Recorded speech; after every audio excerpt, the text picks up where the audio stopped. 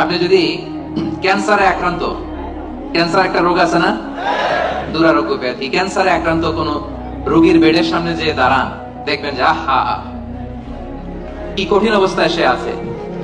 Chemotherapy দিয়ে তার দাড়িগুলো পড়ে গেছে, চুলগুলো পড়ে গেছে, চেহারাটা ফ্যাকাশে হয়ে গেছে, একেবারে লাস্ট স্টেজে চলে আসছে। আপনি যদি তারা জিজ্ঞেস করেন ভাই তুমি কি চাও, সে বলবে আমি শুধু বাঁচতে চাই। আপনি কি চান? না, আপনি তো বাঁচতে চান, আপনি তো বেঁচেই আছেন। আপনি টাকা চান, বাড়ি চান, গাড়ি চান, নারী চান, ক্ষমতা চান, ফলোয়ার চান, আপনি সমাজের দাপট চান।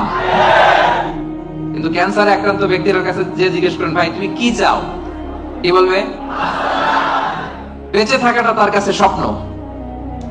যে বেঁচে থেকে, সুখে থেকে, শান্তিতে থেকে আল্লাহ তাআলার দয়া তো নাজ নেয়ামত পেয়েও আমি কমপ্লেইন করি, অভিযোগ করি, আল্লাহ আমার এটা নাই, ওইটা নাই, এটা চাই, ওইটা চাই। কিন্তু ক্যান্সারে আক্রান্ত রোগী কিচ্ছু চায় না, ও শুধু বাঁচতে চায়।